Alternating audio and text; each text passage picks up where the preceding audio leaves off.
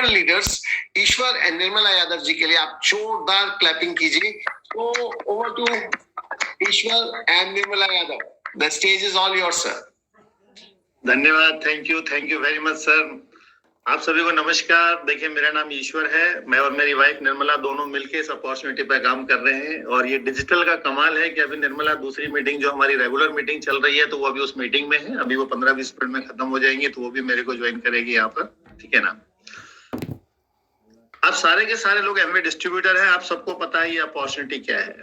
जैसे आपने ये अपॉर्चुनिटी देखी है, जरूरी नहीं है कि ये अपॉर्चुनिटी हमने वैसे देखी हो। हमने ये अपॉर्चुनिटी, हमारा अपना ट्रेडिशनल बिजनेस था और हमारे एक दोस्त ने अपॉर्चुनिटी हमें दिखाई। और मजे की बात यह है कि ना हम कुछ ढूंढ रहे थे, ना कुछ हम एक्स्ट्रा करने के मूड में थे, लेकिन फिर भी हमने इस बिजनेस को शुरू किया। और रीजन एक ही था, और वो रीजन क्या था कि दोस्ती बनाए रखने के लिए 4200 रुपए की जो रकम थी ना, वो हमें लगा 4200 रुपए में अगर दोस्ती बनी रह सकती है तो सस्ती है, क्योंकि वो मेरा बहुत ही क्लासमेट रहा है। तो इसलिए हमने अपने दोस्त को ज्वाइन किया था, बिजनेस को ज्वाइन नहीं किया था। बट उसके बाद जब हमारे पास प्रोडक्ट आए, प्रोडक्ट हमने यूज किए तो प्रोडक्ट हमें अच्छे लगे नहीं, क्योंकि हमारा अपना कलागन मैन्युफैक्चरिंग का काम था और मार्केटिंग का काम था। अलवर में हम बनाते थे और दिल्ली, गाजियाबाद, नोएडा, हर जगह हमारा अपना माल जाता था। तो हमें ये चीज का आइडिया था कि क्वालिटी को बनाने में जोर पड़ता है। एक बार जब बिकने लगती है तो बिकती बहुत है, वो उसको बार बार जोर नहीं लगाना पड़ता। तो हमें क्वालिटी समझ में आ गई थी, हम प्रोडक्ट को लगातार यूज करते थे। फिर कुछ मीटिंग्स में गए तो मुलाकात हमारी अप्लायंस विनोद जी, संगीता जी से, राम राकेश जी, प्रियंका जी से और सचिन जी और अलका जी से हुई। और इन सारे लोगों से मिलके जब हमें लगा कि इस बिजनेस में कुछ ऐसी चीजें हैं जो हमारे अपने ट्रेडिशनल बिजनेस में नहीं है।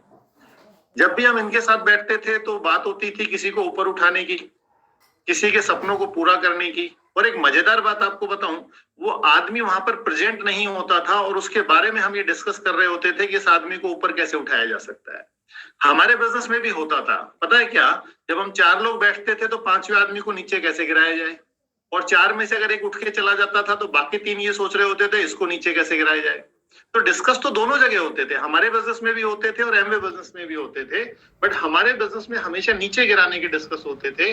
और जब मैं राम राकेश जी के साथ बैठता था तो बात होती थी किसी को ऊपर कैसे उठाया जाए। यहाँ पर मुझे बड़ा कंफ्यूजन होता था, क्योंकि मैं तो बिजनेसमैन था।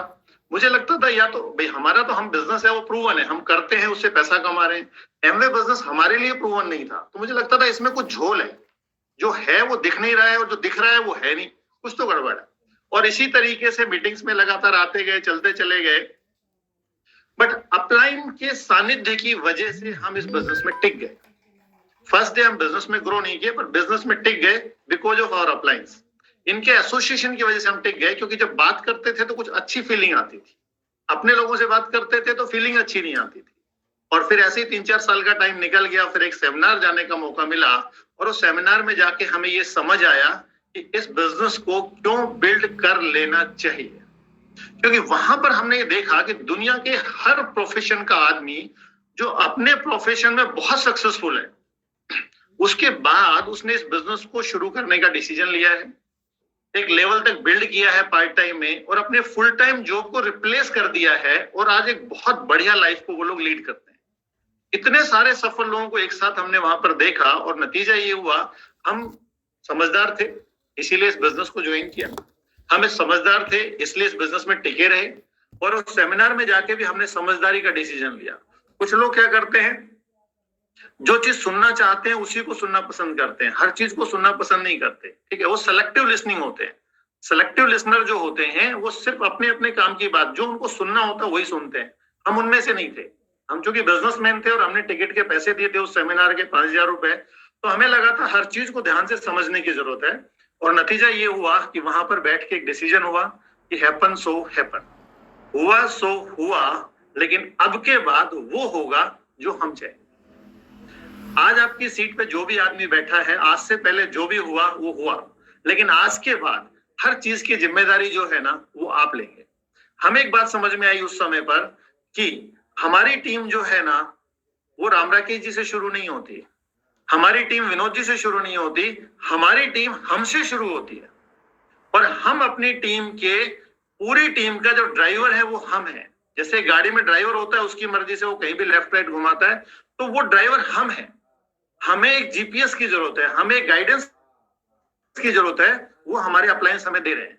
और उसके बाद जब हम निकले, उससे पहले हम एमवे बिजनेस में थे और एमवे बिजनेस हमसे नहीं हो रहा था, लेकिन उस सेमिनार में जाने के बाद एमवे बिजनेस हमारे अंदर चला गया और दोनों में बड़ा फर्क हुआ। उसके बाद मैंने अपलाइन के साथ बैठ के राम राकेश जी, प्रियंका जी, सचिन जी, अलका जी, विनोद जी, संगीता जी, इन लोगों के साथ बैठ के ये डिसाइड किया कि हुआ सो हुआ, लेकिन अब वो नहीं होगा, अब वो होगा जो हम चाहेंगे। और देखिए अपलाइन कितना भी जोर लगा ले कि आप ये कर सकते हो, आप ये कर सकते हो, आप ये कर सकते हो, अपलाइन तो हमेशा कहेंगे कि आप ये कर सकते हो, लेकिन होगा कब? जब आप डिसाइड करते हो। और हमने डिसाइड किया कि बहुत हो गया है, और इस दौरान बहुत सारे इंसिडेंट हुए।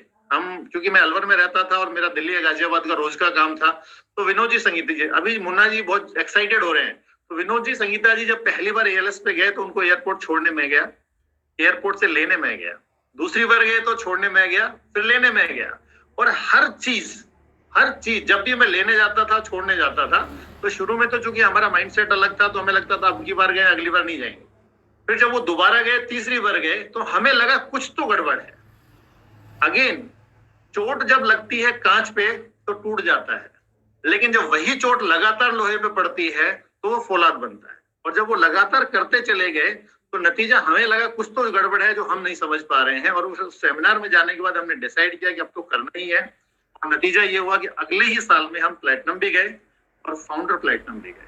तो मैं आपको इतना कहना चाहूंगा, आपकी सफलता जो है ना, वो सिर्फ एक ही चीज से दूर है, और वो है आपका डिसीजन।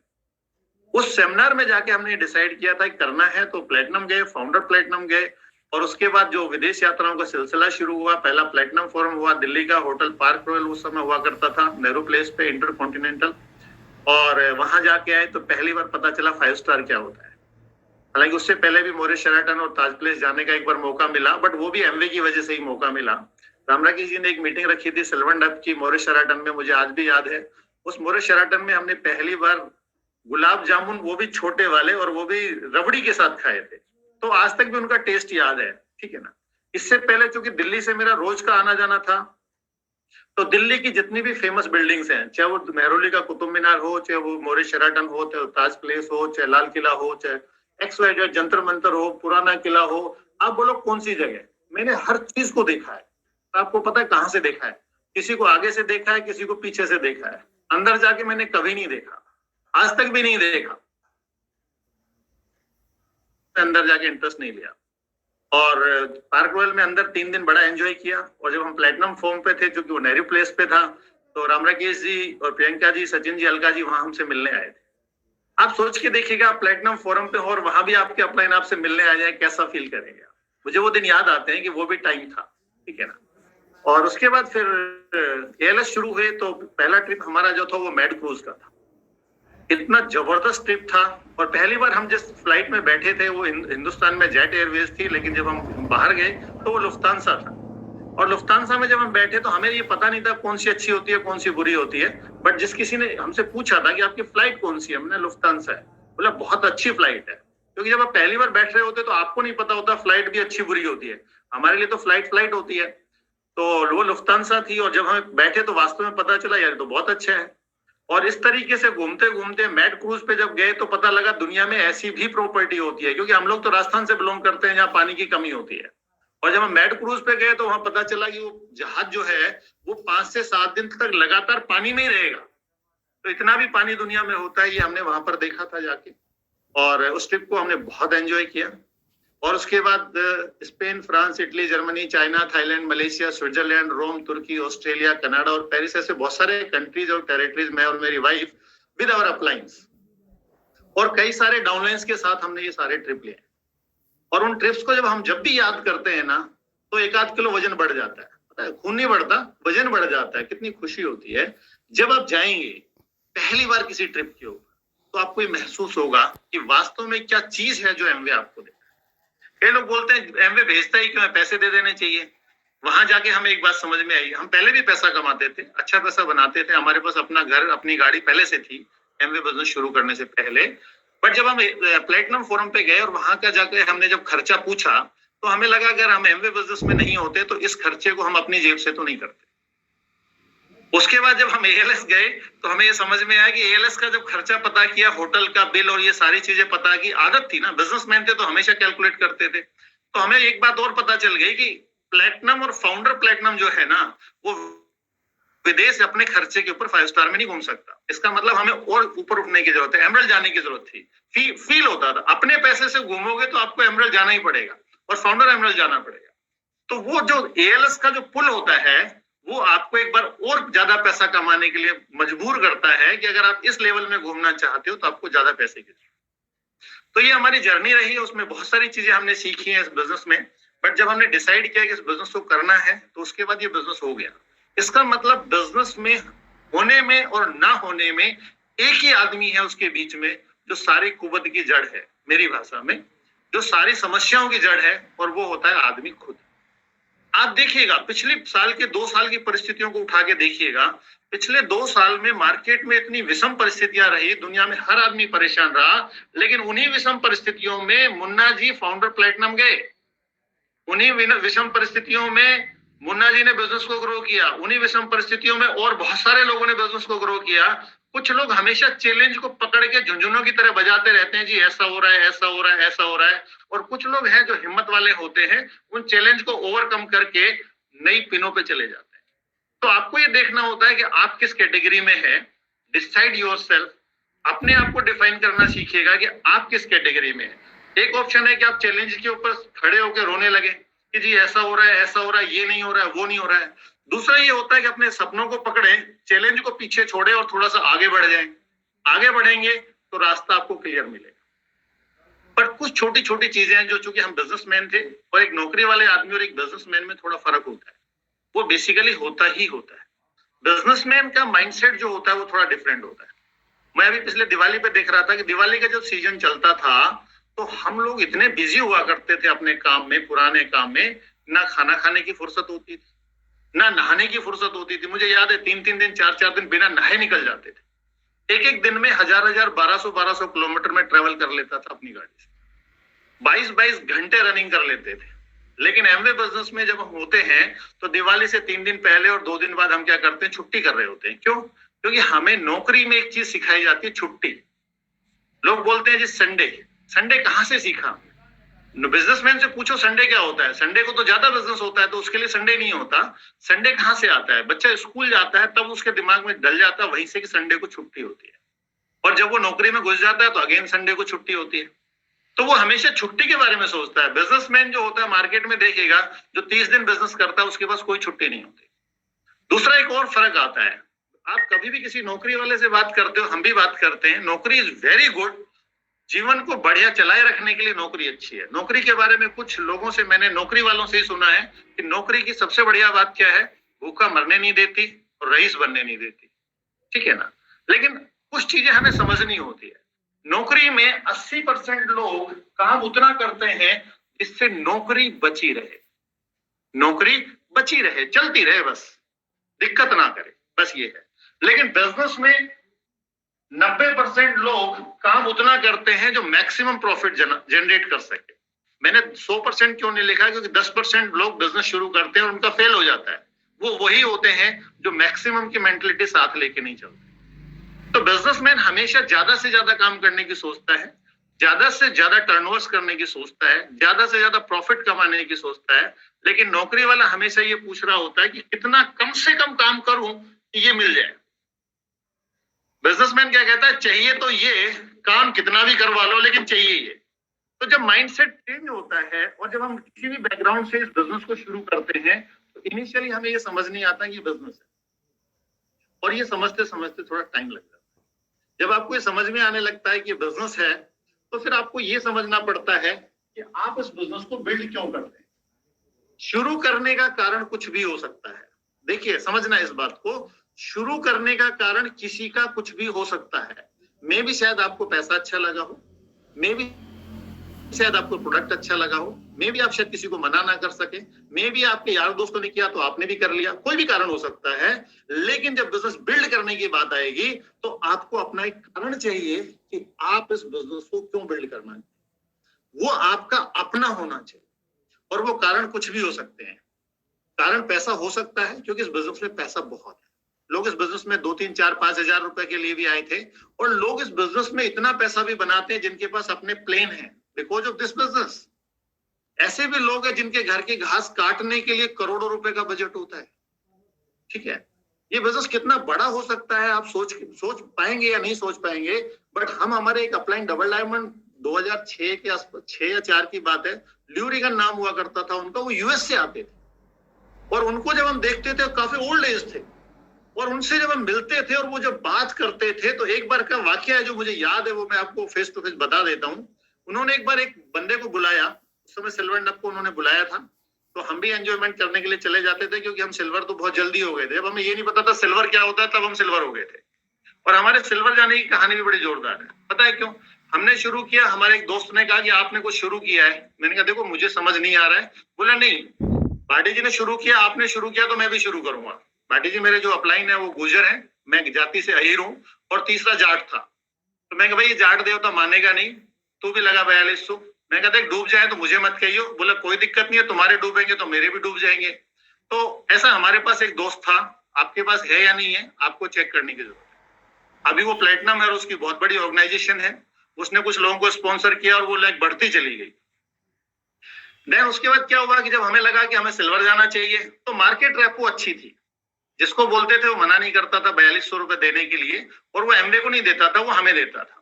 तो जब हमने सिल्वर जाने का प्लान किया तो फटाफट 40-50 लोगों को स्पॉन्सर किया और सिल्वर हो गए।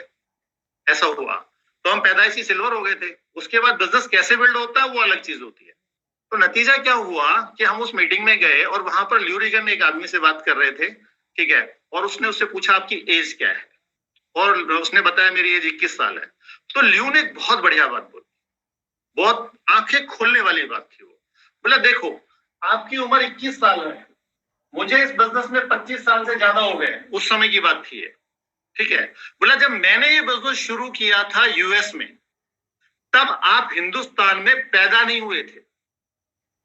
उसके बाद मैं यूएस में इस बिजनेस को करता चला गया, इंडिया में आप पैदा हुए और उसके बाद ये सोचा भी नहीं था कि बिजनेस कभी इंडिया आएगा। उसके 20 साल बाद ये बिजनेस इंडिया में आया और वो शायद वो प्रकाश से बात कर रहे थे, उस समय प्रकाश सिल्वर था, और बोले उसके बाद ये आपके वहां तक पहुंचा और आप इस बिजनेस में आए और आप सिल्वर गए और आज आप मेरे सामने बैठ के बता रहे हो कि सर मैं आपकी टीम में सिल्वर। क्या आप सोच सकते हो इस बिजनेस का कितना बड़ा खेल है? अभी वो आदमी दुनिया में शायद पैदा भी ना हुआ हो या किसी कंट्री में पैदा हो गया हो, आपको अभी पता भी नहीं है। आज से 15 साल बाद, 10 साल बाद, 20 साल बाद वो आदमी आपके पास आएगा जब आप डायमंड होंगे, डबल डायमंड होंगे, ट्रिपल डायमंड होंगे, और वो किसी मीटिंग में आपसे मिलेगा और आपको बोलेगा कि मैं आपकी टीम का नया सिल्वर हूं, नया गोल्ड हूं, नया प्लेटिनम हूं, नया एमरल्ड हूं और नया डायमंड हूं। और आप उससे बात कर रहे होंगे और आपको लगेगा कि जब मैंने बिजनेस शुरू किया था तब तो ये बंदा पैदा भी नहीं हुआ था। तो सोचिए ये बिजनेस कितनी दूर तक की बात है। लोग इस बिजनेस को शुरू में देखते हैं ना कि उनको लगता है कुछ पैसा बनाएगा इस बिजनेस। आपको पता है आप पैसे बनाने के बिजनेस में नहीं है, हम और आप एक एसेट क्रिएट करने के बिजनेस में है। हम और आप मिलके एक एसेट क्रिएट करते हैं और एसेट से पैसा आता है। कई लोग सिर्फ पीवी चिल्लाते हैं तो जल्दी जल्दी पीवी करवा के पैसा बनाना चाहते हैं, बट आप सोच के देखो आप कर क्या रहे हो। हम और आप मिलके एक नेटवर्क क्रिएट करते हैं और वो नेटवर्क जो है वो हमारा एसेट है, और वो एसेट में जब भी प्रोडक्ट का फ्लो होता है तो हमें पैसा आता है। तो हम एसेट क्रिएट करने के बिजनेस में हैं, बट ये समझ कब आता है जब आप एक बिजनेसमैन के हिसाब से सोचते हो, नौकरी के हिसाब से नहीं। क्योंकि नौकरी वाला कभी एसेट क्रिएट नहीं करता, वो समझता नहीं उस चीज को, बट आजकल लोग फिर भी समझने लगे हैं। तो हमें ये बात समझ में आई उस समय जब हमने ल्यू को सुना। मैं कहा खेल तो बड़ा है, इसका खेल तो बड़ा है। और जब आपको समझ में आता है खेल बड़ा है, कुछ और छोटी छोटी चीजें हमने उसी समय सुनी। आप सोच के देखिएगा, कुछ लोग ऐसे हैं जो अभी नए हैं, हो सकता है किसी ने आज ही बिजनेस शुरू किया हो, कुछ लोग थोड़े पुराने भी होते हैं, 2-3-4 साल 6 महीने पुराने होते हैं, और वो सोच रहे होते हैं कि मैं साल भर से हूं, मैं 2 साल से हूं, मैं 3 साल से हूं और अभी कुछ ज्यादा नहीं हो पाया। मैं आपको 2-3 घटनाएं ऐसी बताता हूं। एक बंदा है लियोनार्ड किम। लियोनार्ड किम जो है वो यूएस में रहता था और उसका अपना रेस्टोरेंट था। उस रेस्टोरेंट को चलाते हुए उसको काफी साल हो गए थे, और उस समय बाद किसी आदमी ने उसको एमवे का प्लान दिखाया। एमवे का प्लान देखा, उसको बड़ा झटका लगा कि मैं तो यूएस में ही रहता हूँ और इतने सालों से मुझे किसी ने ये नहीं दिखाया। वो बड़ा एक्साइटेड हुआ, उसने बिजनेस शुरू किया और वो एक platinum, founder platinum, emerald, whatever जो भी वो यूएस में हुआ, और उसके बाद बिजनेस कोरिया में लॉन्च होता है।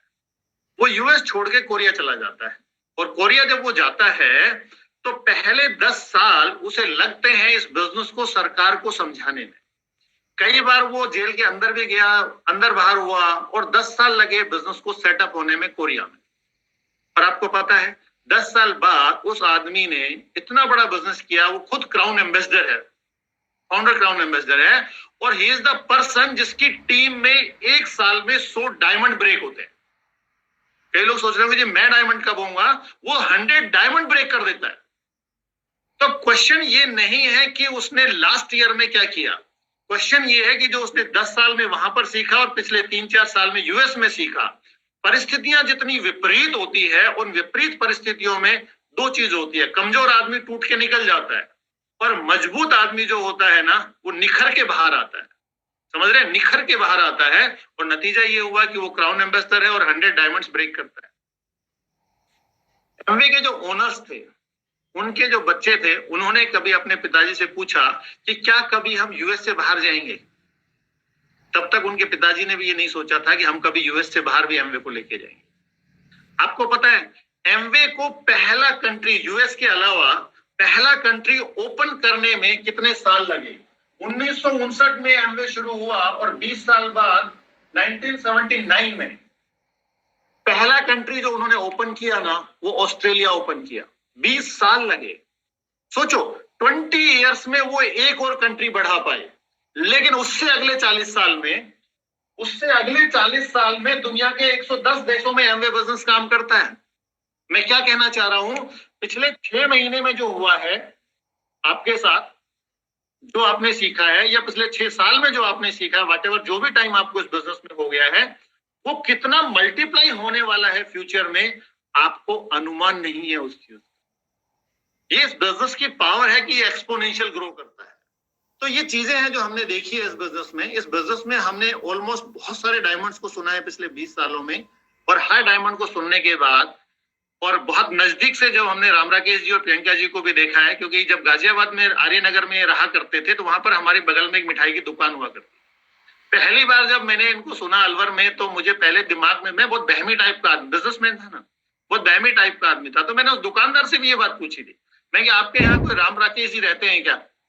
तो बोले हाँ रहते हैं, राम राकेश जी, राम सुरेश जी 2 भाई हैं, वो रहते हैं। मैं क्या काम करते हैं? बोले कंप्यूटर्स का काम है उनका। तो वहां से जब एक होता है ना, इन्होंने कहा कि कंप्यूटर्स का काम है, उसने भी वेरीफाई किया कि कंप्यूटर्स का काम, तो एक वेरिफिकेशन हो जाता है।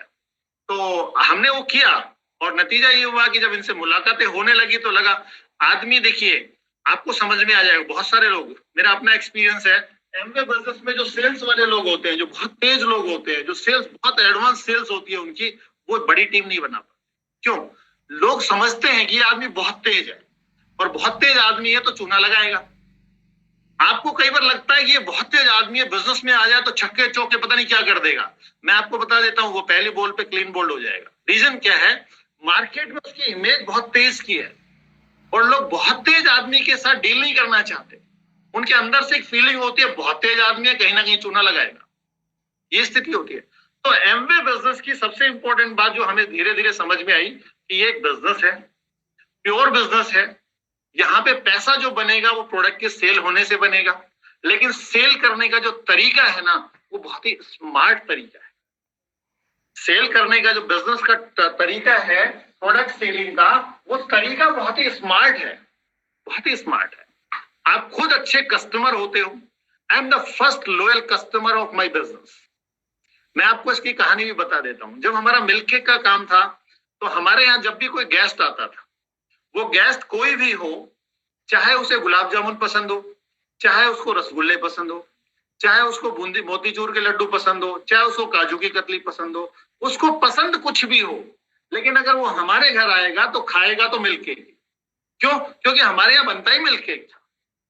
तो मैं उस तरह का बिजनेसमैन पहले दिन से था कि अगर मेरे बिजनेस में मिल्क केक प्रोडक्ट है, तो मेरे घर कोई गेस्ट आएगा तो वो मिल्क केक ही खाएगा। इससे भी आगे की बात, मेरी जब शादी हुई, तो शादी में क्या होता है, शादी से पहले पार्टी होती है। पार्टी में क्या करते हैं लोग? बर्फी बनाते हैं, लड्डू बनाते हैं, और जलेबी बनाते हैं। हमारे यहाँ पर और भी कई तरह की मिठाई बनती है। बट मेरी शादी की पार्टी में सारे जो गांव में और शहर में भी लोग थे, सबने कलाकंद दिखाया था। क्यों? क्योंकि हमारे कारखाने में बनता ही कलाकंद था। तो तो अपन उस तरह के आदमी थे जब हमें पता है कि मेरा अपना बिजनेस है। जिस दिन मैंने मान लिया कि एमवे का बिजनेस भी मेरा बिजनेस है, उस दिन के बाद बाकी XYZ का कोई भी प्रोडक्ट, चाहे वो अच्छा था या खराब था, मैंने उसको अपने घर से बाहर कर दिया। अब ये चूंकि हम बिजनेसमैन थे, इसलिए मेंटलिटी जल्दी डेवलप हो जाती है। आप भी जब इस बिजनेस को बिल्ड करेंगे और लोगों से जब मिलेंगे ना, और जब लोगों के ऑर्डरिंग होती है, मैं किसी का भी ऑर्डर फॉर्म पहले भरते थे ना, और ऑर्डर फॉर्म देखते ही ये बता देता था कि ये कस्टमर टाइप का आदमी है और ये बिजनेसमैन टाइप का आदमी है। कैसे पता चलता है आपको? अगर वो कस्टमर टाइप का आदमी होगा तो बोलेगा एक ग्लिस्टर, एक साबुन, एक ये, तो समझिएगा कि ही इज ए कस्टमर। और जो डिस्ट्रीब्यूटर होता है वो क्या बोलता है, अच्छा ऐसा करना 12 ग्लिस्टर ले आना, अच्छा ऐसा करना 6 साबुन के पैक ले आना, 3-4 एसेट ले आना, 2-3 डेली ले आना। ये डिस्ट्रीब्यूटर का ऑर्डर होता है। हमारी भाषा में उसको बोलते हैं होलसेलर। ठीक है, तो आपको ये समझ आ जाता है कि ये कस्टमर टाइप का आदमी है और ये डिस्ट्रीब्यूटर टाइप का आदमी है। कस्टमर टाइप का आदमी सामान मंगाने के बाद भी आपसे रिप्लेसमेंट मांग लेता है, जी ये नहीं, ये वाला दे दो।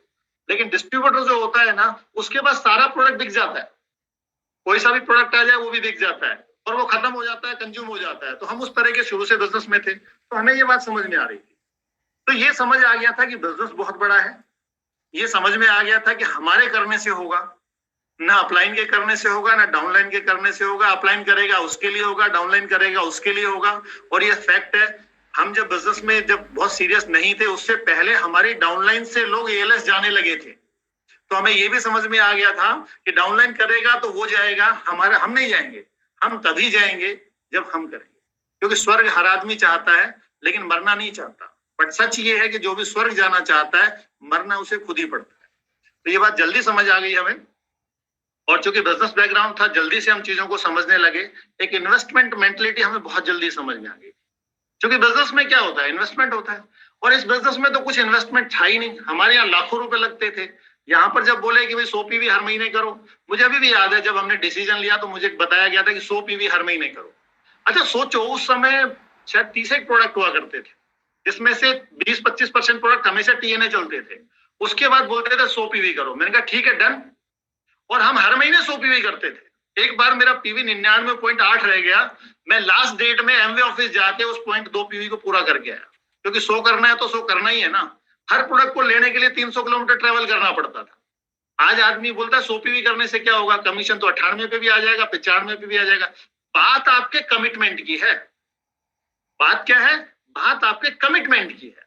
अगर 100 है तो 100 ही होता है।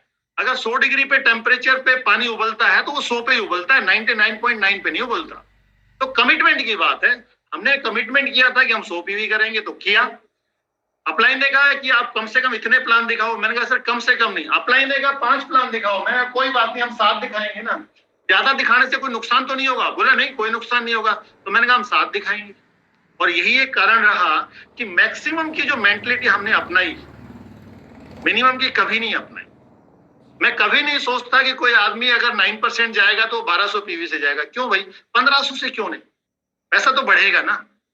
1200 PV से अगर जाएगा तो अगले महीने उसको 2400 PV जाने में बहुत जोर पड़ेगा। लेकिन अगर वो 1500 या 1800 PV से गया है 9%, तो उसकी पूरी संभावना है कि वो 2400 PV जाएगा। ये चीज हमें समझ आती थी। धीरे धीरे जब आप बड़ा एमवे बिजनेस करोगे तो आपको भी ये बात समझ में आने लगती है। तो ये सारी चीजों के साथ साथ एक चीज हमें और समझ में आई, जो मैंने बहुत तेजी से इंप्लीमेंट करी। क्योंकि हम जब मिलके के बिजनेस में थे तो हमने कभी बर्थडे नहीं मनाया। हमने कभी एनिवर्सरी भी नहीं मनाई। हमने क्या मनाया? हमने होली मनाई, दिवाली मनाई। और वो भी पता है कब? जब होली चली गई है, माल बिक गया है और पैसा आ गया है। जब पैसा आ गया है और हमें लगा हमने होली पे पैसा कमाया है, तो हमने उसको एंजॉय किया, उसको सेलिब्रेट किया। ठीक है, जब दिवाली निकल गई है, दिवाली के 10 दिन बाद जब सारी पेमेंट आ गई है, बाजार का चुका दिया और अपने को लगा 2-4-5 लाख रुपए बच गए हैं, तो हमें लगता था अब is the time is celebration. तो हमें तब से एक चीज समझ में आ गई कि बर्थडे तो फिक्स है, वो आना ही आना है, उसमें आपका अचीवमेंट क्या है? होता है ना, एनिवर्सरी की डेट है, वो भी आनी ही आनी है। बट अगर आप 25वीं एनिवर्सरी मना रहे हो तो वो आपका अचीवमेंट है कि 25 साल आपने हस्बैंड वाइफ दोनों ने कंबाइंड होके 25 साल निकाल दिए। ये अचीवमेंट है, वो सेलिब्रेट करने लायक बात है। बट सेलिब्रेशन किस चीज का होना चाहिए? सर बाद में वो सेलिब्रेशन भी एमवे आपके लिए कर देता है बाहर विदेशों में। हमारी 25वीं एमवे मनाएगा। 25वीं एमवे बनाएगा, बाद में वो भी एमवे कर देता है। बट पर्सनली मैं सेलिब्रेट किसके बात करता हूँ, आपने नया 6% किया, सेलिब्रेट करो। आपने नई 100 टीवी की ज्वाइनिंग कराई, न्यू ज्वाइनिंग, सेलिब्रेट करो। आपको पता है जब पहली बार मैंने ग्लिस्टर बेचा था, जब ग्लिस्टर 100 रुपए का था और हम पार्टी करके 200 रुपए की, 100 रुपए का ग्लिस्टर बेचा, पार्टी 200 रुपए की, क्योंकि हम तो बिजनेसमैन थे ना भाई, बेचा ना कुछ, और उस 100 रुपए के ग्लिस्टर में बचा क्या होगा, 10 रुपए, 15 रुपए, बट हमने पार्टी 200 रुपए की। तो सेलिब्रेशन हमेशा जो करना चाहिए ना, वो अचीवमेंट का करना चाहिए। आप नए BFI गए, सेलिब्रेट करो।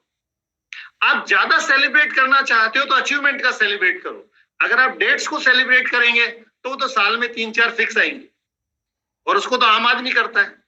आप देखिएगा, किसी भी बड़े बिजनेसमैन को देखिएगा, अभी जियो में एक सेलिब्रेशन चल रहा था, बर्थडे सेलिब्रेशन नहीं था। सेलिब्रेशन ये था कि जियो का टर्नओवर कितना हुआ और उसने कितना डिविडेंड बांटा शेयर वालों को, उस चीज को लेकर सेलिब्रेशन था। तो जब बिजनेसमैन बनेंगे तो आपको ये समझ आएगा कि अचीवमेंट को सेलिब्रेट करो, क्योंकि बढ़ाना तो वही है। बर्थडे तो बढ़ते ही चले जाएंगे ना, उसमें क्या दिक्कत है। हाँ, अगर आप 80 साल के हो गए और मैराथन दौड़ के आए हो और आप 100% फिट हो तो सेलिब्रेट करो, वो अचीवमेंट है आपका। तो हमने हमेशा अपने अचीवमेंट को सेलिब्रेट किया, और जैसा कि अभी राम राकेश जी बता रहे हैं, एनिवर्सरी जो है वो हमेशा ELS पे सेलिब्रेट होती है। पहले सचिन जी का बर्थडे सेलिब्रेट होता था, अब ELS महीना सरक गया तो अब राम राकेश जी और प्रियंका जी की एनिवर्सरी वहां पर सेलिब्रेट होगी। तब सब पहले से सेलिब्रेट कर लीजिएगा, नहीं तो एनिवर्सरी वाले दिन ये लोग जो है ना वहां पर मिलने वाले हैं। और अगर आप वहां जाके सेलिब्रेट कर सके तो ज्यादा अच्छा है। यू आर इनवाइटेड, ठीक है ना, अपने खर्चे पे आइएगा, ठीक है, अगर पॉसिबल हो तो उस तरह की चीजें थी। और इन्हीं सारे उठापटक में ये बिजनेस तेजी से बिल्ड हुआ। और इन्वेस्टमेंट मेंटलिटी के बारे में मैं आज के माहौल में एक बात करना चाहूंगा जरूर। हम जब लोगों से बात करते हैं तो लोग बहुत छोटी छोटी चीजों पर अटक जाते हैं। आप सोचो, आपका बच्चा है, वो स्कूल जाता है और ऑनलाइन क्लासेस शुरू हो गई, लैपटॉप खरीदा, मोबाइल खरीदा, इंटरनेट कनेक्शन किया। लेकिन जब आप एमवे बिजनेस करने की बात करते हो और शाम को डाटा खत्म हो जाता है, तो मुझे कई बार ऐसा लगता है डाटा खत्म कैसे हो सकता है, जब कंपनी जितने अच्छे अच्छे पैक देती है, आप टॉपअप ले सकते हो, ये ले सकते हो, वो ले सकते हो, हमारा तो डाटा कभी खत्म नहीं होता। बस वो बाय नेचर चीजें समझनी होती है कि ये बिजनेस है, बिजनेस के तरीके से होगा, ढंग से करोगे, चीजों को समझ के करोगे तो ये तेजी से होता है। एक और चीज समझिएगा कि सफलता जो है ना, वो एक स्ट्रेट रोड नहीं है, सीधा रोड नहीं है। अगर आप घर से निकले और सीधे चले जाओ नाक की टक्कर में, तो टक्कर ही मारोगे आप। जैसे पानी अपना रास्ता बना लेता है ना, पानी को आप छोड़ो, वो रास्ता बना लेता है और उसमें बहुत पावर होती है। हमें कई बार ऐसा लगता है कि पानी को आप डाल दो आगे, कुछ खड़ा कर दो तो रुक जाता है, लेकिन जब पानी का वेग आता है, जब बाढ़ आती है, जब तूफान आता है, तो अपने हर चीज को हटा के रास्ता बना लेता है। ऐसे ही लीडरशिप होती है। लीडर्स में अगर गट्स होते हैं ना, तो वो चीजों से रुकते नहीं है, वो अपना रास्ता बना लेते हैं। और आज की डेट में अगर आप में लीड करने की पावर है तो पब्लिक फॉलो करने के लिए तो तैयार है ही। आप देखो ना, आंदोलन, सड़कें बंद पड़ी है, क्यों? कोई आदमी है जो उनको लीड कर रहा है, इसीलिए तो पब्लिक सड़क पे बैठी है। तो हमें ये समझने की जरूरत है कि अगर हमारे अंदर लीडरशिप है तो आप बड़े से बड़े नेटवर्क को लीड कर सकते हो। आपको फॉलोअर्स बहुत मिल जाएंगे, दिक्कत होती है लीडर्स ढूंढने में, और लीडर्स को क्रिएट करने में टाइम लगता है, ठीक है। तो ये सारी चीजों के साथ साथ आपको कुछ चीजें और करनी होती है कि गोल आपके हमेशा थोड़े बड़े होने चाहिए। बड़े गोल आपको हमेशा फ्रस्ट्रेशन से बचाएंगे, लेकिन छोटे गोल जो होते हैं वो बड़े गोल तक पहुंचने का रास्ता बनाते हैं। तो सिर्फ बड़े से भी काम नहीं चलेगा और छोटे से भी काम नहीं चलेगा।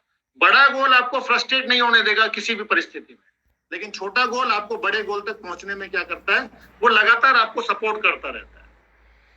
तो ये सारी चीजों के साथ साथ अगर आप एक बड़ी टीम बनाना चाहते हो तो सबसे पहले आप एक टीम का हिस्सा बनो। कई लोग अपनी ढपली बजाना चाहते हैं। अगर आप अपनी ढपली बनाएंगे, आपकी टीम में 2, 4, 5, 10 लोग हैं और आपको लगता है this is my team, it's okay, but आप भी किसी टीम का पार्ट है। टीम के साथ जुड़ेंगे, कुछ वहां से सीखेंगे, कुछ करना सीखेंगे, ठीक है ना, और वहां से आप ये सीख पाएंगे कि टीम को लीड कैसे किया जाता है। तो टीम अगर बड़ी बनानी है तो टीम का पार्ट बने, ठीक है। और ये जो बिजनेस है ना, ये टीचिंग्स का बिजनेस नहीं है, ये ट्रेनिंग का बिजनेस है। टीचिंग और ट्रेनिंग में क्या फर्क होता है, कभी समझिएगा। अगर आपने गाड़ी चलाना सीखा है तो पहले आपको एक मशीन के ऊपर बैठा के गाड़ी चलाना सिखाया जाता है। वो क्या है, वो जस्ट एक टीचिंग है, प्रैक्टिकल नहीं है। लेकिन जब गाड़ी लेके आप सड़क पे निकलते हो और आपके बगल में सिखाने वाला बैठा होता है, वो ट्रेनिंग होती है। एमवे बिजनेस टीचिंग से नहीं चलता, एमवे बिजनेस ट्रेनिंग बेस है। आपको प्रोडक्ट की नॉलेज चाहिए, आपको बेसिक्स कैसे करने हैं, टीम कैसे क्रिएट होगी, और वो पार्ट जो है वो ट्रेनिंग का है। तो जितना टाइटली आप अपलाइन से प्लग होंगे, उतना टाइटली आप ये सीख पाएंगे, जल्दी सीख पाएंगे कि बड़ी टीम कैसे बनाई जाती है। और एक इंपॉर्टेंट चीज है कि सीख कर तो हवाई जहाज भी उड़ाया जा सकता है, और बिना सीखे साइकिल भी नहीं चलती। और एमवे बिजनेस सीखने का बिजनेस है। If you are willing to learn, हम सीखने के लिए तैयार है। मैं आपको प्रैक्टिकल बात बताता हूँ। जब मैं एमवे बिजनेस में आया था तो मेरा 1, 2 और 3 शर्ट के बटन हमेशा खुले रहते, और कोई दुनिया में ऐसा पैदा नहीं हुआ था जो इनको बंद कर दे। क्यों? हम खुले रखते थे, धंधा ऐसा ही था। आउट शर्ट पहनते थे, हमेशा जीन्स की पैंट पहनते थे। एक दिन मैं और राम राकेश जी खड़े हुए थे, राम राकेश जी सामने थे, उन्होंने उठा के शर्ट के बटन बंद कर दिए 2। मजे की बात यह है, उस बात को चाहे आज 15-16 साल हो गए हैं, लेकिन उस दिन के बाद से वो शर्ट के बटन आज तक बंद है। राम राकेश जी ने कहा टाई लगाया करो, थोड़े स्मार्ट लगते हो। मैंने कहा राम राकेश जी मेरा दम घुटता है टाई लगाने से। बोला अगर टाई लगाओगे तो जिंदगी में ऊपर उठ सकते हो। हमने उस दिन से टाई लगाई, पर एक छोटी सी चीज सीखी, डिसिप्लिन जो होता है ना, हर चीज में लागू होता है, हर चीज में लागू होता है। अभी भी दम घुटता है, लेकिन मुझे लगता है कि जल्दी से डायमंड चले जाए, जल्दी से ईडीसी और डबल डायमंड चले जाए, तो फिर टाई को थोड़ा ढीला कर लेंगे। लेकिन तब तक टाई को कस के रखो, कोई दिक्कत नहीं है। तो हर चीज ऐसे ही, पानी है, खुला छोड़ दो तो तब हाई लाएगा, लेकिन उसको अगर डिसिप्लिन में बांध दिया जाए, वो एक बांध हमें चला जाए, तो एनर्जी क्रिएट कर सकता है। आप में बहुत पावर है, जितने भी लोग हैं सब में बहुत पावर है, लेकिन अपनी पावर को पहचानना और उसका प्रॉपर यूटिलाइजेशन करना। ट्रेन का जो इंजन होता है, 12,000 HP का इंजन अभी बन गया है हिंदुस्तान में, हॉर्स पावर का, उसको अगर पटरी से उतार दिया जाए, पटरी से उतार दिया जाए, तो वो इंजन अपने आप को 1 फीट आगे नहीं बढ़ा सकता 12,000 हॉर्स पावर के बाद भी। लेकिन उसी इंजन को जब ट्रेन की ट्रैक पर रख दिया जाता है, पीछे चाहे 200 बोगी डाल दो उसके, वो सारी की सारी बोगियों को खींच ले जाता है। सेम आप है, आप में पावर्स बहुत है, पॉसिबिलिटीज बहुत है, बट सब चक्कर क्या है, अपने आप को ट्रैक पे रखना, वो बहुत इंपॉर्टेंट बात है। क्या लोग लीडर्स जो ट्रैक से नहीं उतरते, उतरते हैं, लेकिन वो लीडर पता है क्यों है? क्योंकि वो उतरते हैं और चढ़ते हैं। ट्रैक से उतरना तो कोई भी सकता है, बट कितनी जल्दी वो वापस ट्रैक पे चढ़ता है, ये डिसाइड करता है कि उसका लीडरशिप का लेवल क्या है। आम आदमी अगर ट्रैक पे उतरता है, आम आदमी अगर शादी में जाता है, तो कई बार 15 दिन में भी पकड़ के लाना पड़ता है अपलाइन को। अरे कहाँ है भाई, आजा, मीटिंग शुरू हो गई है। बोला नहीं, अभी तो शादी का नशा नहीं उतरा है। लेकिन लीडर्स क्या होते हैं, शादी में जाते हैं। आपने सुना होगा मुन्ना जी को, बेटी की शादी के दिन भी मीटिंग अटेंड कर रहे थे। तो वो इट्स कॉल्ड लीडरशिप, इसलिए वो जा रहे हैं फौरन। और जो लोग 15 दिन शादी एंजॉय करते हैं, वो पड़ोसी की शादी 3-3 दिन एंजॉय करते हैं। वो लोग क्या करते हैं, वो तो पड़ोसी के घर ही खाने जाते हैं, फिर एलएस थोड़ी जाते हैं। तो बहुत छोटी चीजें हैं, इनको जितनी जल्दी हम समझ लेते हैं, और हर काम को, मेरा फंडा ये, हर काम को बिजनेस के रेस्पेक्ट में करो। अभी हम चलो, मैं शाम को इवनिंग वॉक पे भी जाता हूँ, सुबह भी मॉर्निंग वॉक पे जाता हूँ, पर वॉक पे जाने का पर्पज एक ही होता है कि नया प्रोस्पेक्ट ढूंढना है। अभी शाम को मैं और निर्मला दोनों वॉक पे गए, तो हमने एक एकेडमी देखी, वहां बच्चे लॉन्ग टेनिस खेल रहे थे। तो वॉक पे तो निकले ही थे ना, हम सीधा एकेडमी में घुस गए। वहां के कोच से बात की, कोच ने कहा 6 बजे फ्री होता हूँ। तो घूमते घूमते दोबारा पहुंच गए 6 बजे। उसको एनर्जी ड्रिंक ऑफर किया, उसको गमी ऑफर किया, उससे 2 बात की। उसने कहा भाई साहब आप हेड कोच से बात करो, तो कल सुबह 9 बजे हेड कोच से बात कर लेंगे। तो जब भी आप दिमाग से कहीं भी निकलते हो, चाहे आप शादी में जाए, पार्टी में जाए, कहीं भी जाए, आपका हर जो एक्शन है ना, वो बिजनेस के रेस्पेक्ट में होना चाहिए कि मैं यहां से अपने बिजनेस के लिए क्या निकाल सकता हूं। ऐसा अगर आपका माइंडसेट हो जाएगा, तो आपको बिजनेस करने में कभी भी जोर नहीं पड़ेगा। ये आपकी हैबिट्स में बन जाता है। और हैबिट्स के बारे में तो मैं एक ही बात बोलूंगा, आपको विनिंग हैबिट्स डेवलप करनी है। विनिंग हैबिट्स क्या होती है, बहुत ही इंपॉर्टेंट चीज है ये। विनिंग हैबिट्स ये क्या होती है? विनिंग हैबिट्स का मतलब क्या है? आप जो भी डिसाइड करते हो उसको पूरा करते हो। थोड़ा सा बेसिक्स के बारे में भी हम बात करेंगे। बेसिक्स के बारे में जब हम बात करेंगे तो आपको बहुत अच्छे से समझ में आ जाएगा बेसिक्स क्या है। सबको पता है पर्पज ऑफ बेसिक्स क्या है हमारा, एक बड़ी टीम को बनाना, ठीक है ना। और उसमें हम लोगों को ये सिखाएंगे कि क्या सीखना है, क्या सिखाना है। और बेसिकली इस मीटिंग को, इस टीम को बनाते वक्त हमारा पर्पस क्या होता है, हम कुछ ऐसे लोगों को ढूंढ रहे हैं जो जिंदगी में अपने लिए भी कुछ ढूंढ रहे हैं। किनको ढूंढ रहे हैं हम? जो अपने लिए भी कुछ ढूंढ रहे हैं। तो ऐसे लोगों को ना, आप किसी को बोलो भाई साहब कुछ करना चाहते हो, वो बोलता है नहीं भाई साहब, तो बात खत्म। वो हमारा प्रोस्पेक्ट नहीं है, वो हमारा कस्टमर हो सकता है बट वो हमारा प्रोस्पेक्ट नहीं हो सकता। तो हम ऐसे लोगों को ढूंढ रहे हैं जो अपने लिए कुछ ढूंढ रहे हैं। दूसरी इंपॉर्टेंट चीज, जितने भी पॉजिटिव लोग थे वो सारे ऑलरेडी एमवे में आके platinum, gold, silver, emerald, diamond जा चुके हैं। अब जो दुनिया में बच गए हैं वो है जो पॉजिटिव नहीं है। और हमारा और आपका जो आगे का जो काम है वो है जो लोग हैं उनको सही इंफॉर्मेशन दे के पॉजिटिव बनाना है। इसी बात का तो हमें पैसा मिलेगा। भाई किस बात का मिलेगा? ऑलरेडी जो पॉजिटिव थे वो तो बन गए, लीडर्स हैं वो तो। अब जो बचे हुए हैं उसमें से हमें लोगों को फिल्टर करना है और अपनी कैपेसिटी के हिसाब से, अपनी काबिलियत के हिसाब से उनकी इंफॉर्मेशन को सही करते हुए उनको पॉजिटिव करना है। और अगर वो भी पॉजिटिव हो जाएंगे तो वो भी जब बिजनेस करेंगे तो आपको पैसा बनेगा। यही तो पर्पज है। और हम चाहते क्या है कि अगर इस तरह की टीम को हम लीड करना चाहते हैं तो कुछ बेसिक से सिंपल से पहला काम है मेक ए लिस्ट, दूसरा काम है कॉन्टेक्ट, इनवाइट एंड अपॉइंटमेंट, तीसरा काम है एसटीपी और चौथा काम है गेटिंग स्टार्ट। देखो बेसिक तो यही रहेंगे, ये नहीं बदलेंगे। बेसिक करने का स्टाइल थोड़ा बहुत ऊपर नीचे हो जाता है डिजिटल और फिजिकल में। यहां पर जब बात आती है लिस्ट बनाने की तो मैं आपको सैकड़ों तरीके बता सकता हूं, पर चूंकि मैं बिजनेसमैन था मैंने कभी मेरे अपलाइन से ये नहीं कहा कि भाई साहब मेरी लिस्ट खत्म हो गई है। आज तक विनोद जी यहाँ पर हैं, रामराकेश जी बैठे हुए हैं, सचिन जी से भी आपकी मुलाकात होती रहती है, मैंने कभी ये कंप्लेंट नहीं की कि मेरी लिस्ट खत्म हो गई है। पता है क्यों? क्योंकि मुझे लगता था बिजनेस तो मेरा है, इनको कंप्लेंट करने से फायदा क्या है। तो कंप्लेंट कभी नहीं होती हमारे पास। हमारे पास कभी भी कोई बात होती है तो एक ही बात होती है कि ये चीज अटक रही है तो इसको कैसे रिजोल्व किया जा सकता। अगर कोई समस्या है, लिस्ट बनाने के बहुत सारे तरीके हैं बट एक तरीका जो सबसे कारगर है वो क्या है, हर उस आदमी का नाम लिस्ट में लिख लो जिसको आप जानते हो। दूसरी चीज, इस लिस्ट को हमेशा लगातार बढ़ाते रहो, रुको मत। हमारे बिजनेस का रॉ मटेरियल यही है। हमारे कलाकंद के काम का रॉ मटेरियल था दूध, और उसके लिए हमें खर्च करने पड़ते थे पैसे, और वो भी एडवांस। तो बड़ा रिस्की बिजनेस था, महंगा काम था। इस बिजनेस का रॉ मटेरियल क्या है? लोग। और हिंदुस्तान में क्या है? लोग। समझ में आती है बात? 140-50 करोड़ हो गए हम। बात सिर्फ ये है कि हम लोगों को प्रीजज कर डालते हैं कि ये करेगा और ये नहीं करेगा। इस बारे में भी मैं आपको एक बहुत अच्छा सा वाकया बता सकता हूँ। मेरे एक दोस्त है, उनके बड़े भाई साहब टीचर हैं, वो खैरतल के रहने वाले हैं, और उनकी मार्केट रेपो बहुत अच्छी थी, उनका मैनेजमेंट बहुत अच्छा था, फाइनेंशियली भी अच्छी पोजीशन थी उनकी। और मुझे लगता था अगर ये आदमी इस बिजनेस को कर ले तो पता नहीं कितना बड़ा बिजनेस कर सकता है। और पता हुआ क्या? मैंने उसको प्लान दिखाया, बोले बहुत अच्छा है। मैंने उसको दिल्ली में बीबीएस दिखाया, बोले बहुत अच्छा है। मैंने उसको गाला फैमिली रियूनियन दिखाया, बोले बहुत अच्छा है। मैंने उसको एफईडी दिखाई, बोले बहुत अच्छा है। इवन दो राम राकेश जी एक बार खैरतल आए हुए थे तो मैं और राम राकेश जी उसका फॉलोअप करने उसके घर गए, बोले बहुत बढ़िया है, बट आज तक वो बिजनेस में नहीं। और मजे की बात अब पता है क्या बोलता है? बोले यार तुम्हारी खोटी चवन्नी ना अठन्नी में चल रही है। मैं एक ही बात बोलता हूं, मैंने कहा हमारी तो खोटी थी अठन्नी में चल रही है, आपकी तो खरी चवन्नी थी, चवन्नी में चला के दिखा दो, मार्केट स्थितियां ऐसी है। बोले आप सब बात ठीक है लेकिन अब मैं छोरे को कराऊंगा, बस बीटेक पूरी कर लेता है, फिर बेटे को आपके साथ लगाऊंगा। मैं कोई बात नहीं।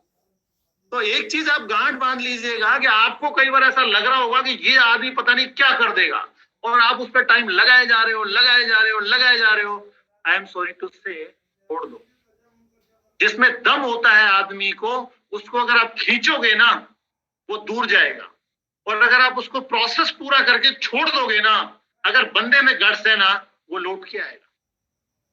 ये समझ लीजिएगा, उसको बोलते हैं टेक अवे देना, पोस्चर मेंटेन करना। ऐसा ही एक एग्जांपल नोएडा का है। नोएडा में एक बंदा बहुत बढ़िया, सब कुछ बहुत बढ़िया, मेरा बहुत क्लोज था, मैंने उसको प्लान दिखाया, और प्लान दिखाने के बाद मैं उसको फॉलो अप करवाने के लिए उस बंदे को दुकान से उठा के सचिन जी के घर ले गया। सचिन जी के सोफे पे बैठ के सचिन जी को समझा रहे। मुझे लगता था सचिन जी जिसको फॉलो अप कर दें वो तो मना कैसे करेगा, और उसने आज तक ज्वाइन नहीं किया है। मजे की बात। अच्छा, इन दो घटनाओं के बाद मुझे एक चीज, अच्छा एक फॉलो अप मैंने विनोद जी से भी करवाया था, और इन 3 घटनाओं के बाद मुझे ये समझ में आ गया था कि जिसने ज्वाइन करना है उसने करना है, जिसने नहीं करना उसने नहीं करना। चाहे विनोद जी समझा लें, चाहे राम राकेश जी समझा लें, और चाहे सचिन जी समझा लें, और चाहे भगवान उतर के आ जाए।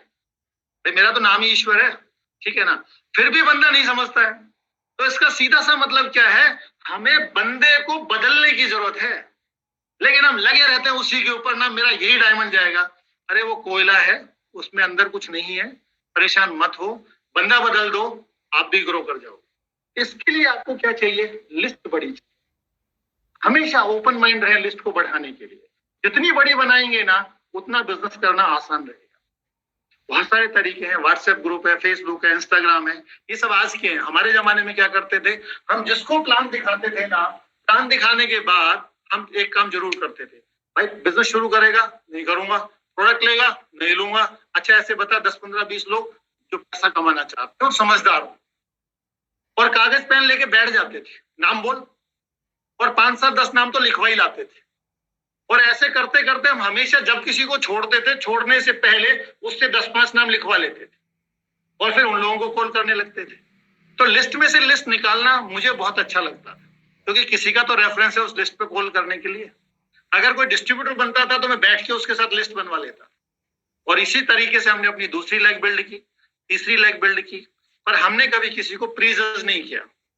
अभी मैं रोहतक में रहता हूँ, यहाँ भी मैं यही चीजें देख रहा हूँ, जिसको हमें लगता है ये कर सकता है वो करता नहीं है। तो हमने देखा जो लोग नहीं, आपको हमें लग रहा है कि ये नहीं कर सकता ना, उसको प्लान दिखाओ, उससे कुछ संभावना अच्छी निकल सकती है। तो बिना प्री जज किए लिस्ट बनाए और लिस्ट को लगातार बढ़ाते रहें, एक बिजनेसमैन की तरह रॉ मटेरियल को खत्म ना होने दें। आजकल एक नया किस्सा चल रहा है कि बिजली की कमी है, बिजली बनाने वाला जो संस्थान है वो बंद होने वाले हैं। क्यों? क्योंकि कोयले की कमी है। कोयले की कमी क्यों है? क्योंकि पीछे से कोयला नहीं आ रहा। सरकार परेशान है, पब्लिक परेशान है, क्यों? पीछे से नहीं आ रहा है। आप भी परेशान हो जाओगे अगर आप लिस्ट को लगातार नहीं बढ़ाओगे। तो लिस्ट को लगातार बढ़ाते रहें। हो सकता है पहले 10 में से आपको 4 मिल जाए, और हो सकता है 100 में से 4 मिल जाए, हो सकता है 400 में से 4 मिल जाए, लेकिन 4 में से 4 ढूंढना बहुत रिस्की है। 10 में से 4 ढूंढना भी बहुत रिस्की है अगर नहीं मिले तो। इसलिए लिस्ट को लगातार बढ़ाते रहें। दूसरा काम है कॉन्टेक्टिंग, इनवाइटिंग और अपॉइंटमेंट। एक अच्छी बात पता है क्या है, इन सारे कामों को एक बार करना सीखना है, और उसके बाद क्या करना है, फाइन ट्यून करना है। खाली थोड़ा थोड़ा थोड़ा थोड़ा फाइन ट्यून करना है।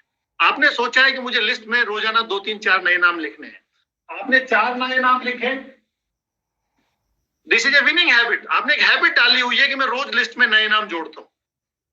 ये क्या हैबिट है? रोज लिस्ट में नए नाम जोड़ता हूं। तो आपने एक आदत डाली, रोजाना 5 से 7 कॉल करते हैं आप, 5 to 7 इन्विटेशन पर डे,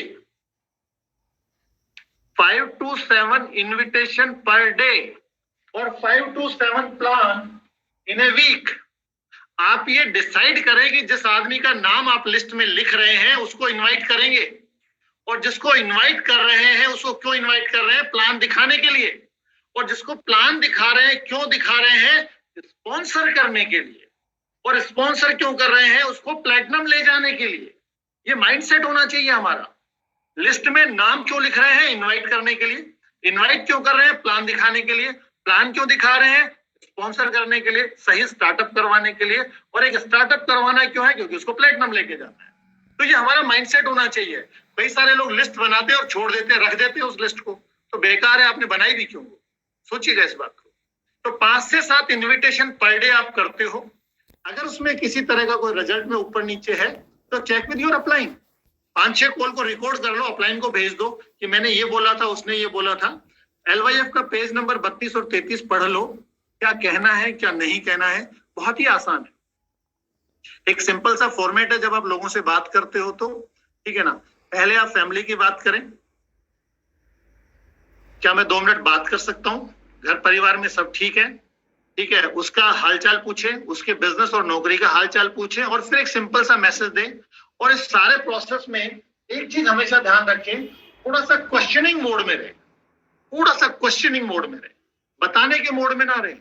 कई लोग क्या रहते हैं, बताने के मोड में रहते हैं, जी मैंने काम शुरू किया आप भी देख लो। क्यों देख ले भाई? इससे अच्छा ये उससे पूछो कि आप कुछ और बढ़िया करने में इंटरेस्टेड हो क्या।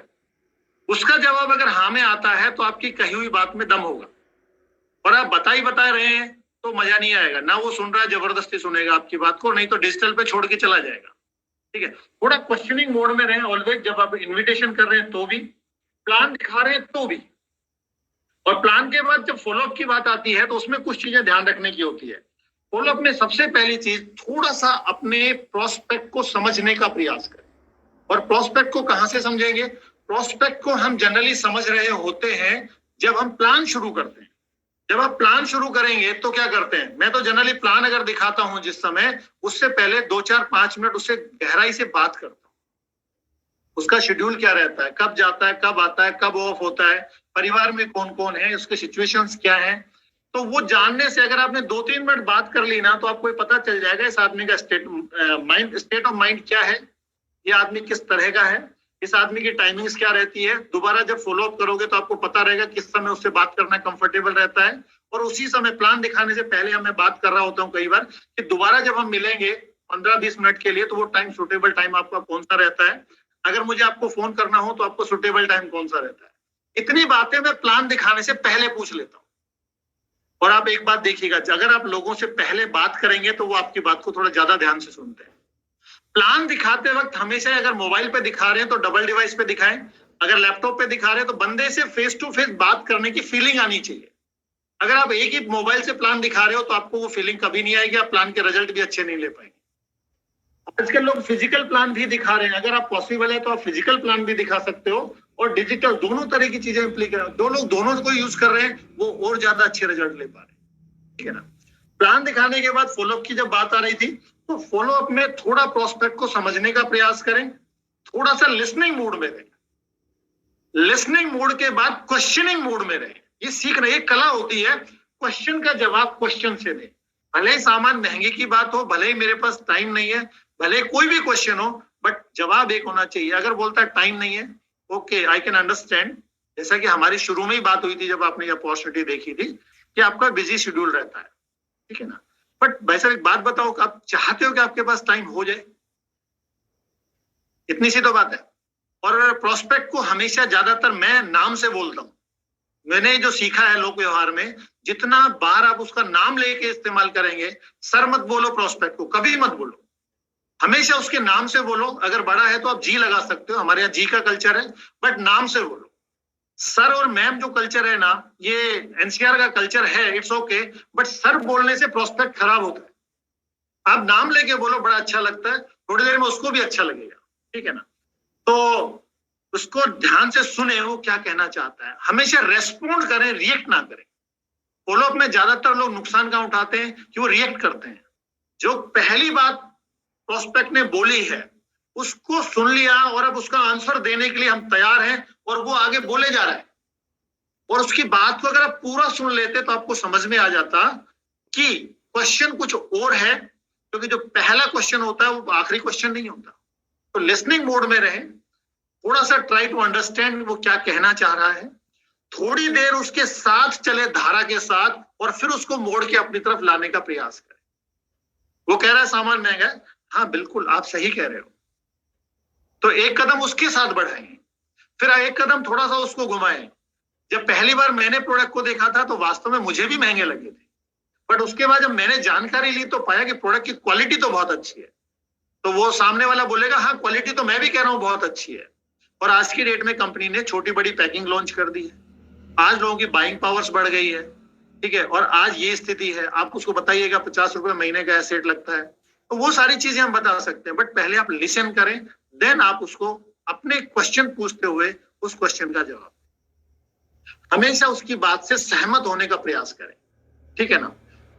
देन बातचीत को हमेशा आगे बढ़ाएं। एक मूवी है जो राम राकेश जी ने मुझे रिकमेंड की थी, एक रुका हुआ फैसला, वो मूवी मैंने 2-3 बार देखी है, और उसको देखने के बाद मुझे एक चीज समझ में आई है कि कभी भी आदमी को बातचीत के दरवाजे बंद नहीं करने चाहिए। अगर बातचीत चलती रहेगी और बातचीत के दरवाजे खुले रहेंगे ना, तो दुनिया में किसी भी समस्या का समाधान निकल सकता है। इसी का मतलब फॉलोअप है। आप सही क्वेश्चन अगर पूछना सीख जाएंगे तो एमवे बिजनेस बहुत बड़ा कर सकते हैं। बस क्वेश्चन सही होना चाहिए और सही पोस्चर और इज्जत के साथ होना चाहिए, इरिटेटिंग नहीं होना चाहिए। जब बंदा शुरू करे तो उसको एक अच्छी शुरुआत कराएं, और शुरुआत में कुछ चीजों का ध्यान रखें। ऑर्डर के साथ शुरू करवाएं। अगली चीज, जिसको भी शुरू करवाते हो अपलाइन से जरूर मुलाकात कराएं। आप जिसके साथ भी बिजनेस बिल्ड कर रहे हो उसके साथ उसकी मुलाकात जरूर कराएं। वो मुलाकात क्या है, उसको एक सिक्योर फीलिंग देती है। प्रोस्पेक्ट को एक सिक्योरिटी की फीलिंग देती है कि मैं सिर्फ इसी आदमी के साथ नहीं हूं, इस आदमी के साथ भी कुछ बड़ी टीम है, और अपनी टीम को हमेशा प्रमोट करके उस आदमी को कनेक्ट करें कि किसी भी विषम परिस्थिति में अगर मैं नहीं हूं तो मेरी अपलाइन टीम है जो आपको सपोर्ट कर सकती है। तो अपलाइन से जरूर मिलवाएं उसको, ठीक है ना, मीटिंग में कनेक्ट करें। और अगर आप नए हैं, प्लान दिखाने में भी सक्षम नहीं है, तो अपने अपलाइन से डिजिटल पे प्लान दिखवा सकते हैं। और अगर आप प्लान दिखा रहे हैं और आपको रिजल्ट नहीं मिल रहा है, तो भी आप अपलाइन को डिजिटल पे फॉलोअप के लिए कनेक्ट कर सकते हैं। ये सारे फायदे डिजिटल के हैं आज की डेट में। बंदे ने शुरू किया, अपलाइन से कनेक्ट किया, प्रोडक्ट उसको दिलवाया, लगातार मीटिंग में उसको प्रमोट करें, ठीक है ना। और इस तरीके से आप एक जब नई शुरुआत करा देते हो, उसके बाद आप क्या सोच के उस आदमी की जो शुरुआत आपने करवाई है, क्योंकि हर आदमी जो बिजनेस में आएगा वो आते ही सारे काम तो नहीं करेगा, सारे काम नहीं करेगा, कुछ करेगा कुछ नहीं करेगा, ठीक है ना। जरूरी नहीं कि ज्वाइन करते ही हर आदमी आपके हिसाब से काम करे, क्योंकि आप भी कौन सा अपने अपलाइन के हिसाब से काम करते हो, सोच के देखिएगा ना भाई। जब हम ही हमारे अपलाइन के हिसाब से काम करने में हमने 4 साल लगा दिए थे, तो हर आने वाले बंदे से पहले दिन हम ये उम्मीद करें कि वो सारे काम मेरे हिसाब से करेगा, तो गलत उम्मीद कर रहे हैं हम, ठीक है ना। दूसरी इंपॉर्टेंट चीज, छोटे स्पेन में 2, 4, 5 दिन, 10 दिन, महीने भर में ये क्लियर नहीं हो पाता है कि ये कस्टमर है या एक लीडर है या कितना बड़ा बिजनेस कर पाएगा। थोड़ा सा उसको टाइम दे, ठीक है ना। तीसरी इंपॉर्टेंट चीज, जब हम 9 कोर स्टेप की बात करते हैं, तो 9 कोर स्टेप्स में से जरूरी नहीं है कि पहले दिन वो सारे 9 कोर स्टेप करें। और उसकी छोड़िएगा, हम अगर 100 लोग बैठे हैं तो 100 में से हो सकता है 50 लोग ऐसे हो जो 9 कोर स्टेप रोज नहीं करते, ठीक है। लीडर्स की बात छोड़िएगा, अगर आप 9 कोर स्टेप रोज करते हैं तो डेफिनेटली आप तेजी से ग्रो भी कर रहे हैं, ठीक है।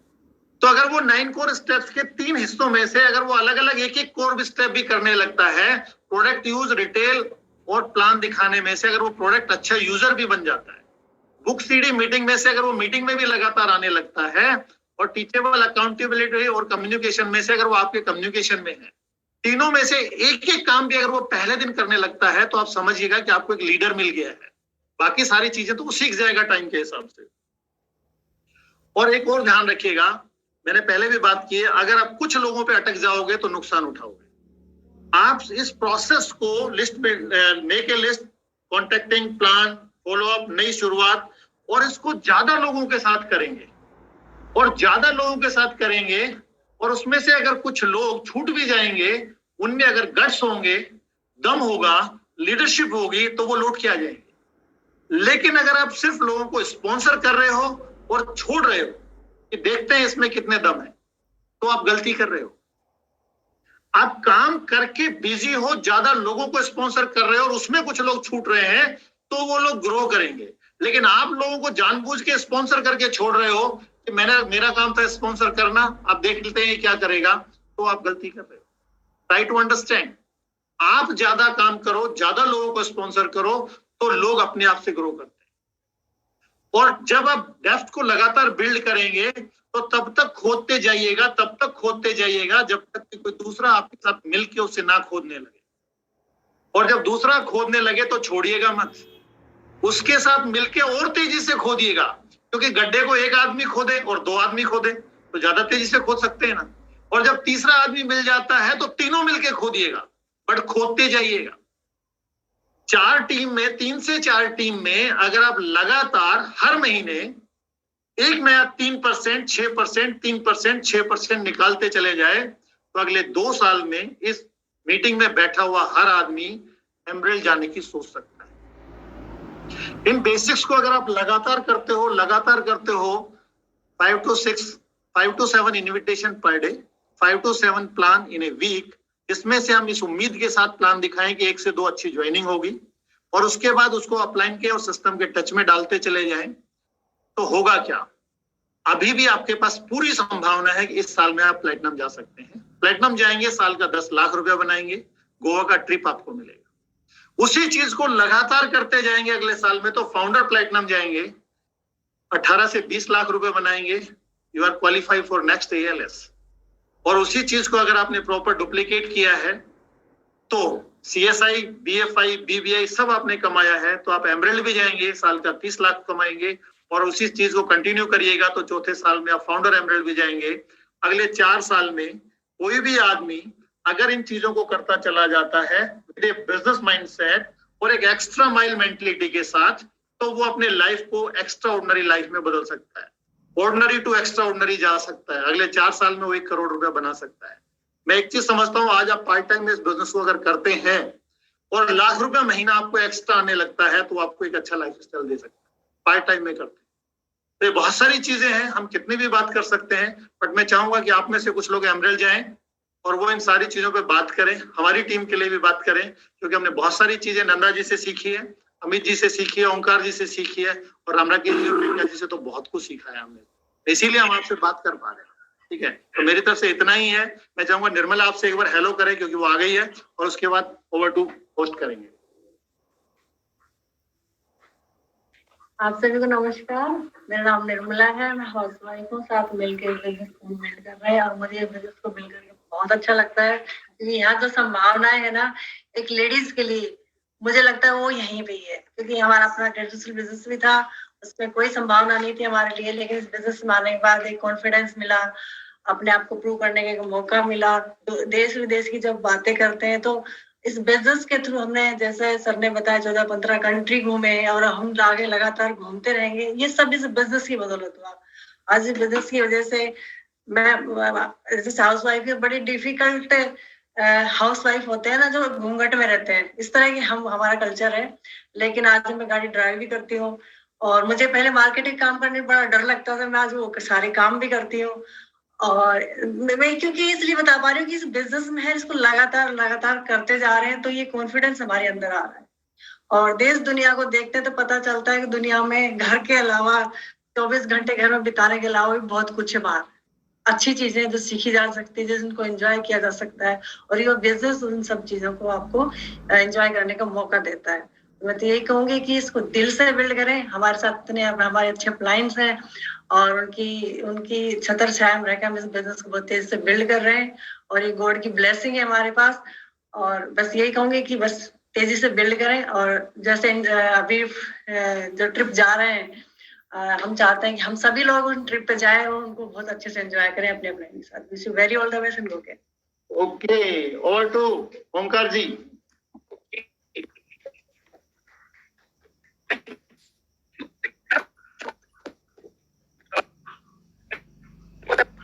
Okay.